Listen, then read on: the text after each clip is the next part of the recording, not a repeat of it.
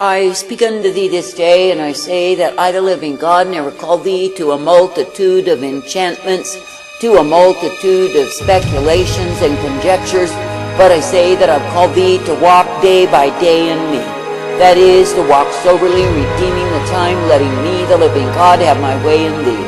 For I say, if you stop and consider that there are many who fail to enter in, because they never allowed me to know them, that is, they never allowed me to possess them, yet I say they could have had all manner of speculation, enchantment, conjecture in their minds about me. I say, what good did it all do?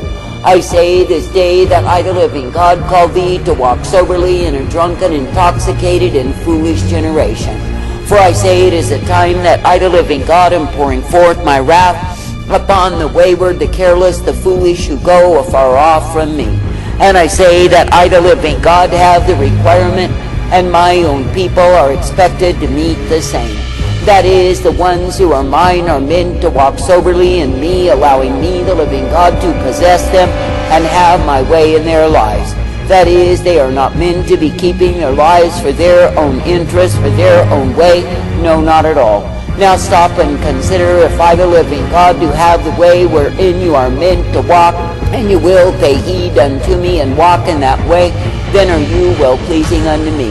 But I say, if I, the living God, do have the way and you refuse it in order to pursue the course of your own interest, even if the same is religious, I say, then you are liable for wrath.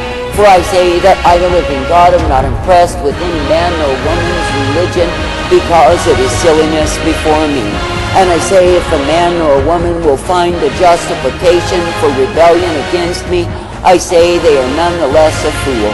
I say you are living in a time when multitudes are living in the state of rebels, and they love it so. That is, while they say they love me, they serve me, it is merely religious pretension, for it is not true. For I say that the ones who really love me are the ones who will allow me to possess them and use them as it pleases me. And I say that the ones who really love me are the ones who will walk uprightly in me. I say this day that I, the living God, have the way intended that you are meant to walk in. And I say, if you will walk soberly in me, I say you will be kept from the wrath, the fury, the indignation revealed. For I say there is no turning back. It is the time that I, the living God, am indeed showing forth my wrath upon a sinful, perverse, and vile generation. And I say that is my outpouring in this time. That is the ventilation of my wrath. And I say, while men have thought that I would come to them in many mercies and blessedness while they lived in rebellion, I say such men have been fools. And I say, if men thought through their conjectures, their surmisings, and their summations that they had it all together, I say again, they are proven to be fools. For I say, it is me, the living God, who is indeed in this wayward, vile, polluted, and corrupt generation, bringing forth my sore displeasure upon the sons of men. That is, because they have walked in a way that is filth and vileness, a way that is ugliness, a way that is perversion, and they are not well-pleasing unto me. And I say, because they have chosen the way of wayward and careless fools, abandoning themselves unto the stupidity of the same, I say that I, the living God, must indeed ventilate my wrath. That is, I must show forth that I am indeed sorely displeased with such a generation as this. Now stop and consider that I, the living God, never called men to walk in the way of wayward, careless fools, and likewise be overwhelmed in the same. But I say that I have called men to come forth in the way of the upright, that is, well-pleasing unto me. For I say, when it is me, the living God, that you keep your focus, your vision upon, you are ever kept in me. And when it is me, the living God, that you will continue to seek to please, to obey, and follow after, you will be directed in my life. I say you are living in a time when many have given themselves to the putridness of rebellion, and I say that they are a stench unto me. And I say that I, the living God, have withdrawn the mercy from those who are not walking uprightly, and I say that the wrath is what they shall receive. And I say, for many it shall come unexpectedly, for they think they have it all together. But I say their summation that they are right when they are wrong, and they have refused to walk soberly in me and give themselves unto me, is the course of their own foolery. I say it is the time that I, the living God, must indeed bring forth my wrath, my fury, my indignation upon the wicked, vile, corrupt, and perverse generation. For I say, when I do bring forth my vindication, then men must know once again that I am the Almighty. I say there is indeed no justification for stubbornness, pride, and rebellion, and no matter how much you may think there is, it is not true. For I say, if a man rebels upon me, even if he is nice and friendly, even if he is amiable with his brethren, even if he has all manner of supposed things he knows about me, I say, if he's a rebel, he's a rebel. And I say that I, the living God, am punishing the rebels, I'm punishing the proud, the stubborn, the ones who refuse to bend the knee unto me. Now stop and consider that in pride you are blind to yourself. You think you are all right when you are not. And I say, in rebellion you think there is every justification for disobedience unto me. But I say that the truth of it is, when I, living God, do bring forth my wrath, I say that it is all of those who are in disobedience who will receive the same. And I say, if it is outright rebellion, and if it is shown to everyone, if it is hidden rebellion and shown to no one, I say that I, the living God, do know the same. Therefore I say, instead of busying yourself with all manner of conjecture and imagination and enchantment, I say, busy yourself with coming into obedience unto me. For I say that in the days of my wrath it will be the obedient who are spared. For I say, it is me, the living God, who is cleansing and cleansing and cleansing the earth of the disobedient, and I say you are not meant to mourn over the same. For I say, what good are the disobedient unto me when they will not obey my desire? I say, if you consider in the days of Noah that all were destroyed except the ones that I gave mercy unto, the ones who were spared in the ark. And I say, if you consider that all were washed away and drowned by the waters that I sent forth, I say, what were those disobedient human beings unto me? I say, you live in a time when men have grown so proud they think that they are more important than I. That is, they think that what they want and how they want it is the way that things must be. But I say that the truth of it is, that goes back to the root of disobedience, that is disrespect for me.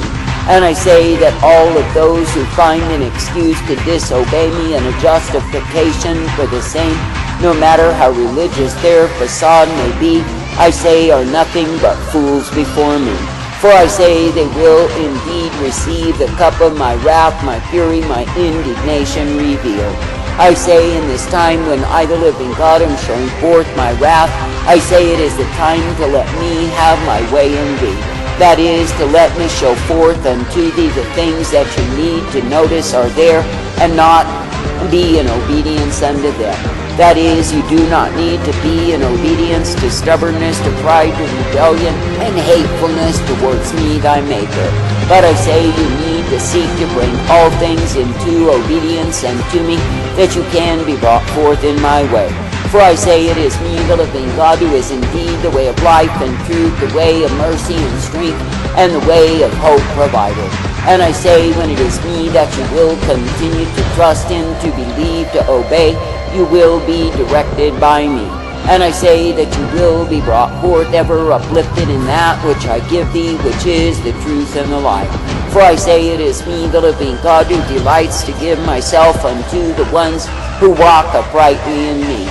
But I say, likewise, I will give the other side of who I am unto the disobedient, the proud, the arrogant fools who think they must have their way.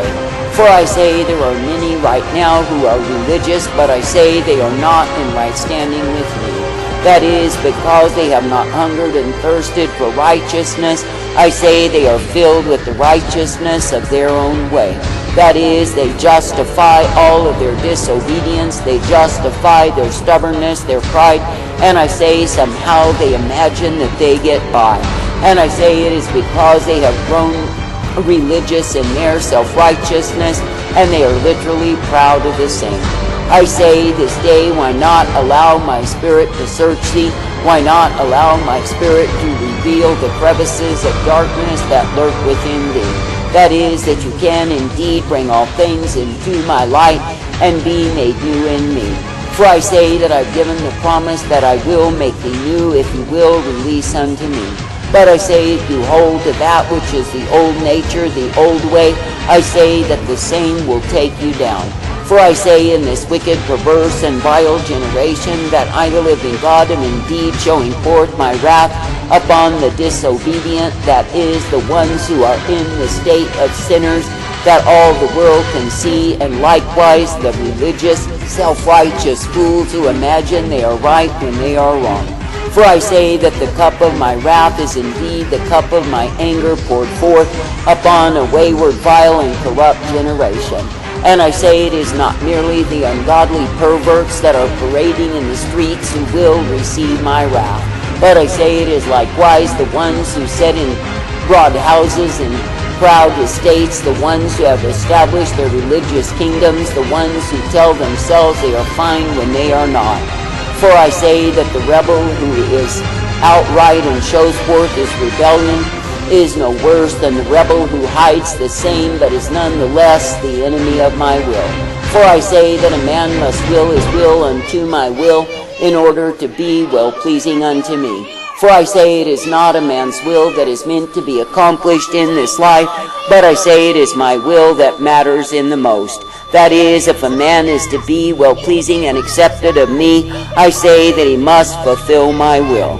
But I say, if a man is determined to have his own will, he is literally determined to damn his soul. For I say there are many more than you will ever know who are in hell right now. And I say they were the ones who were religiously self-righteous, so sure of themselves. I say there are others who are there who had all manner of enchantment, speculation, and configurations that they brought forth. And I say, because it was all done in religious terminology, they thought they had a special place in me.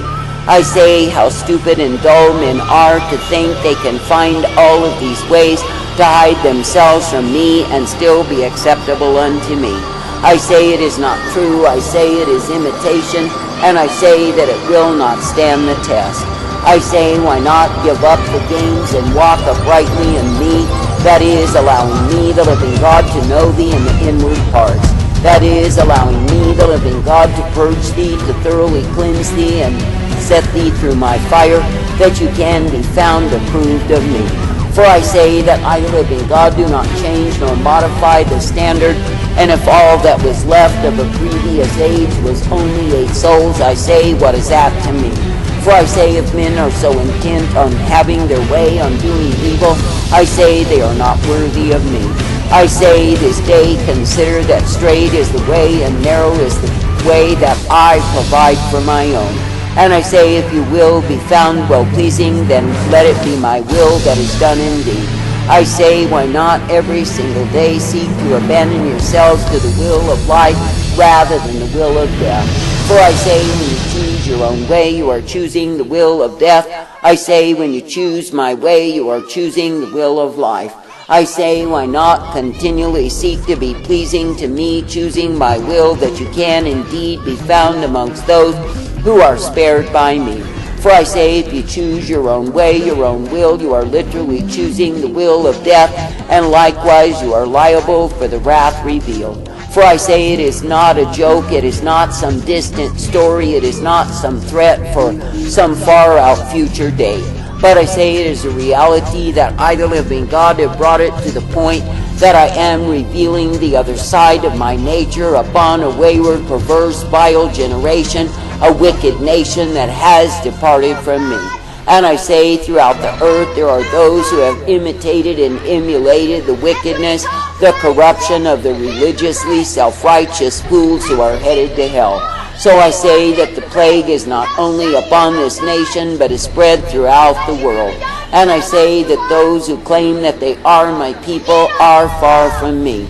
And I say, along with the wretched sinners, the idol worshippers, they too shall receive the cup of my wrath. I say this day that I, the living God, do not call thee to be the children of wrath, but I say that I call thee to be the children of my mercy. Therefore I say, pay heed to my warnings, pay heed to my instructions, and obey the same. And I say, be willing to accept the will of life and put to death the will of death. That is your own will, your own way, that will only bring you under the wrath, the fury revealed.